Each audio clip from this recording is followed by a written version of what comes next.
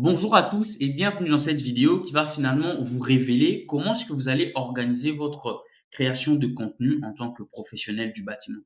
Nous l'avons déjà dit, nous allons le répéter dans cette vidéo. Il est indispensable pour vous de créer du contenu en tant que professionnel du bâtiment si vous souhaitez vous différencier et vous démarquer comme autorité de votre niche et vous imposer vraiment de manière différente et radicale.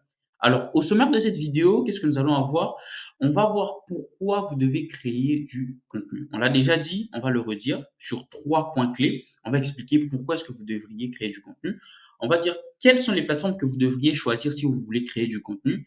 Et en fin de compte, on va vous dire comment est-ce que vous devez organiser cette création de contenu.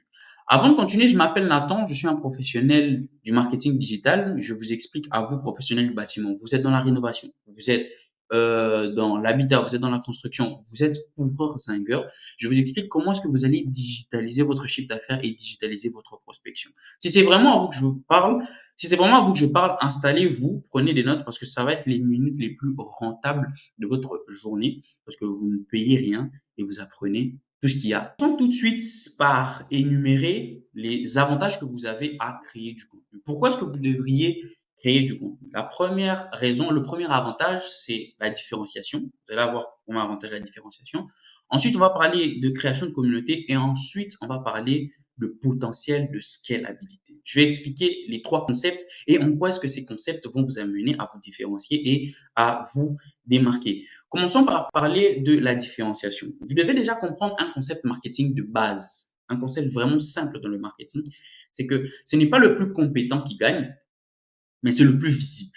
Ça veut dire qu'aujourd'hui, même si vous avez 60 ans d'expérience, vous avez 30 ans, 15 ans, 20 ans d'expérience dans la couverture, et que vous êtes moins visible que quelqu'un qui a 2 mois dans la couverture, bah, cette personne va venir prendre des parts de votre marché. L'objectif de la création de contenu, c'est de se rendre le plus visible possible de sorte à se différencier. L'objectif, c'est que lorsque votre client va regarder votre marché, qu'il puisse vous valider et vous voir différemment de toute personne autour de vous. Parce qu'aujourd'hui, qu'on se le dise, surtout dans le domaine du bâtiment et de la rénovation, c'est très facile de trouver quelqu'un qui fasse la même chose que vous et moins cher que vous. Donc, vous pouvez avoir un très bon service, mais il y a forcément quelqu'un, quelque part, qui fait la même chose que vous, mais pour moins cher. Alors, l'objectif, ça va être de créer de la valeur perçue. L'objectif, ça va être de se différencier. L'objectif, ça va être de vraiment sortir du lot. Et cela, on va le faire en créant du contenu. Comment est-ce qu'on va faire? On va être un expert aux yeux de nos clients avant même que nos clients travaillent avec nous. L'objectif, c'est que vos clients soient convaincus que vous êtes excellent avant même d'avoir travaillé avec vous. Donc, vos clients vont vous regarder et se dire que vous avez de l'expérience, que vous avez des capacités, que vous avez du potentiel, qu'ils peuvent vous faire confiance sans jamais vous avoir rencontré et sans jamais avoir travaillé avec vous. Et ça, c'est quelque chose qui ne peut être fait que par la création de contenu. Dites-vous bien qu'aujourd'hui, il y a encore des tendances qui permettent de travailler, d'acquérir des clients sans créer du contenu, mais dans les années qui vont venir, vont se positionner comme autorité, vont se positionner comme incontournables. On va y arriver. Maintenant, passons à la création d'une communauté. Déjà, j'aimerais qu'on clarifie les deux pôles, ok? Le concept de communauté dans la société et le concept de communauté dans le monde du marketing digital ne signifient pas la même chose. Lorsqu'on parle d'une communauté dans le marketing, on parle d'un outil marketing qui va vous permettre de mûrir un groupe de personnes intéressées par votre expertise. Vous devez comprendre qu'il y a deux biais de consommateurs que vous devez maîtriser. Il y a le besoin du consommateur et la connaissance sur le besoin qu'il a. Okay? Votre client a un besoin, votre futur client, votre prospect, il a un besoin, mais il a aussi une connaissance de ce besoin. Et plus la connaissance sur le besoin est élevée, plus le consommateur, ok, ressent l'urgence de satisfaire ce besoin. Okay? Donc, plus vous allez éduquer votre prospect, plus il va se sentir dans l'urgence de combler le besoin qu'il a. D'accord? Et c'est ça la puissance d'une communauté. Votre communauté, c'est un outil qui va vous permettre, en fait, d'éduquer, en fait, ce groupe de personnes-là qui ont déjà ce besoin, mais qui ne sont pas encore correctement éveillés sur l'importance, en fait, de ce besoin. Vous allez commencer à les éduquer, vous allez commencer à les éduquer jusqu'à les faire monter à un niveau de connaissance qui va créer une urgence dans le passage à l'action. C'est ça l'importance vraiment de la communauté. Et il y a plusieurs avantages encore. il y a la connaissance intime des tendances du marché, la capacité de prévendre vos offres, l'autorité sur le marché et la récurrence, la constance de prospects gratuits. Mais j'aimerais plus parler aussi surtout de la connaissance intime des tendances du marché. Dans votre communauté, c'est-à-dire dans les personnes qui vous suivent, qui sont intéressées par votre expertise, vous allez trouver, il y aura des gens qui auront déjà travaillé avec vous. Il y aura des gens avec lesquels vous êtes en train de travailler, avec lesquels vous êtes en négociation, et puis il y aura de futurs clients. Ok. Ces trois catégories de personnes vont vous permettre de connaître concrètement les tendances du marché. Comme Grant Cardone le dit, quel que soit l'éclair de génie que vous avez, ok, c'est toujours le marché qui décide. Ok. Ce n'est pas important. Quelle est l'idée que vous avez n'est pas importante. Ce que vous croyez être juste n'est pas important. L'important, c'est comment est-ce que le marché, comment est-ce que le public, comment est-ce que les consommateurs vont réagir à ce que vous allez proposer comme offre et comme service. Et avoir une communauté vous permet d'avoir des sondages, vous permet d'avoir un retour direct du marché. Je ne sais pas si vous vous rendez compte de la puissance de ce que ça va représenter pour vous. Donc, vous devez vraiment vous concentrer sur la création de cette communauté parce que c'est un investissement long terme et c'est la garantie de la pérennité de votre entreprise. Plus important encore, ok, la création d'une communauté répond à un besoin essentiel de l'être humain, c'est le besoin d'appartenance. Nous avons des coiffures, des vêtements, nous allons dans des magasins, dans des restaurants. Il y a des actions que nous posons pour nous sentir inclus, pour un besoin d'appartenance. Alors la création de communauté est importante parce que votre entreprise va devenir un point commun que les gens partagent. En fait. Les gens doivent se réunir autour de votre expertise. Et ça, c'est quelque chose d'incroyablement puissant. L'influence que vous allez avoir sur des gens va influencer d'autres personnes à vous suivre et à se payer vos services. Et ça, c'est quelque chose d'incroyable et de très négligé aujourd'hui. Si vous faites ça, vous allez prendre un avantage considérable sur chacun de vos, excusez-moi, sur chacun des concurrents qui n'arrivent pas encore à comprendre l'importance de cette communauté qui aujourd'hui constitue vraiment, j'ai envie de le dire comme ça, le fond de commerce de votre activité.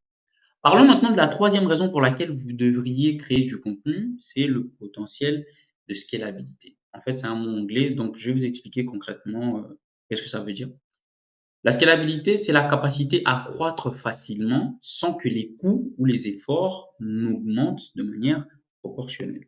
Ok. Alors ça, c'est théorique, c'est vraiment très très théorique. Alors, je vais voir ça un peu plus pratiquement, qu'est-ce que ça veut dire avec un exemple. Alors, disons que, voilà, vous avez ici votre manière de prospecter. Vous prospectez par exemple en posant des flyers. Alors, pour 100 flyers posés dans 100 boîtes aux lettres, vous avez 2 clients. C'est vraiment une hypothèse pour vous donner, vraiment pour que vous puissiez assimiler le concept. Alors, ça veut dire que si vous voulez 15 clients, vous allez devoir poser 750 flyers dans 750 boîtes aux lettres. Ok. Ça veut dire 650 flyers de plus à imprimer, 650 boîtes aux lettres de plus à, voilà, à atteindre. Et aussi, c'est de l'énergie en plus si vous le faites à vélo ou à pied. C'est de l'essence en plus si c'est en voiture. Ok.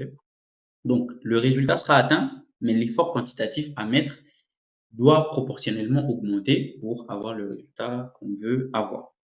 C'est tout le contraire de la scalabilité. La scalabilité est un concept de différence entre la croissance de la demande et l'effort de visibilité. Okay.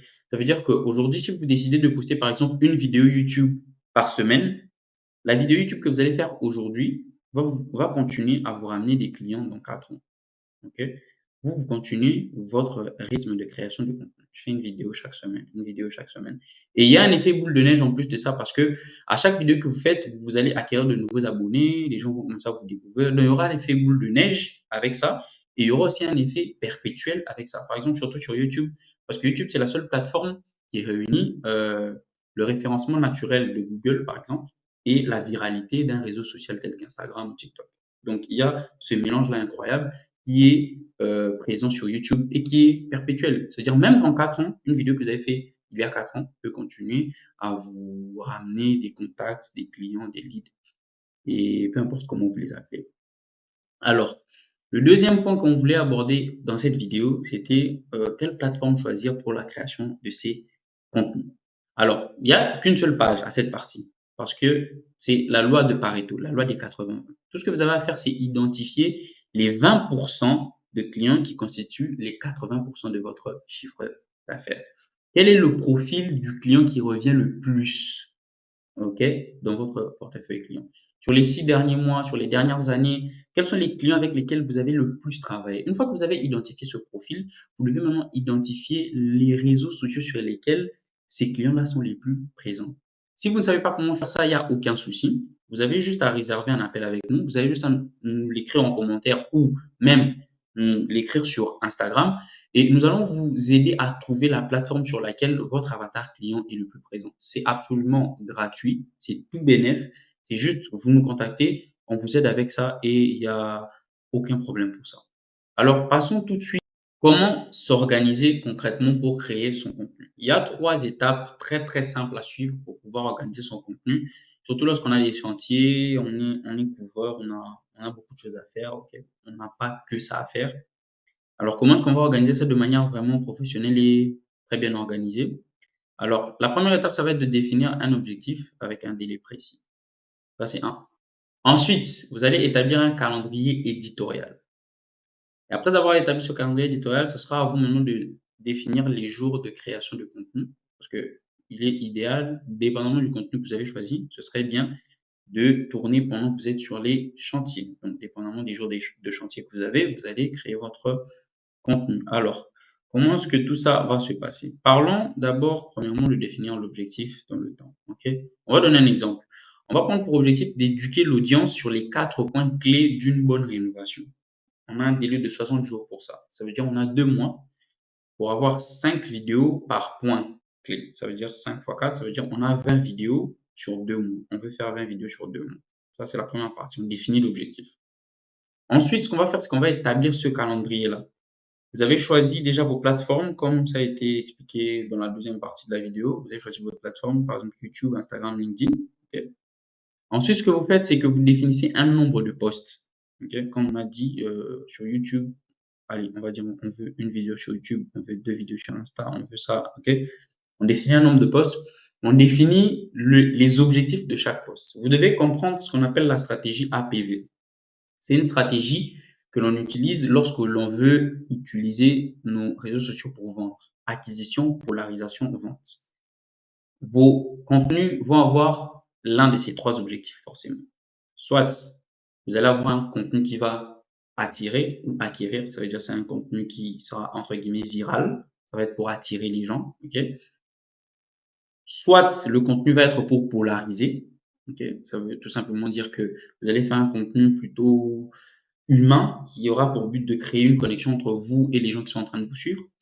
Ou encore, vous allez avoir un contenu qui aura pour but la vente, qui aura un appel à l'action. Ça veut dire, vous allez faire un contenu à la fin duquel vous allez dire, par exemple, allez, demander un devis, faites ceci, faites ça et tout. Il y aura un appel à l'action à la fin de la vidéo qui aura pour objectif vente. Ok. Ça peut être pas forcément une vidéo, ça peut être une photo, un texte écrit ou une vidéo, mais quand il s'agit de la vente, il faut un appel à l'action.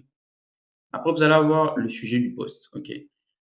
Croyez-moi que dès que ce calendrier est correctement organisé et agencé, le reste, c'est du gâteau. Comme je l'ai dit, la troisième partie, ça va être de choisir les jours de création de contenu. Et ça, c'est à vous de voir. Et voilà, et voilà, c'est la fin de cette vidéo. Merci de l'avoir suivi.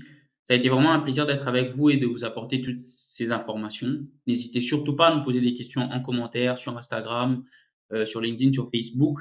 C'est vraiment le sens même de notre travail, c'est d'informer, c'est d'éduquer. Ça veut dire que si vous avez des questions, si vous avez des zones d'ombre, n'hésitez pas. Et voilà, à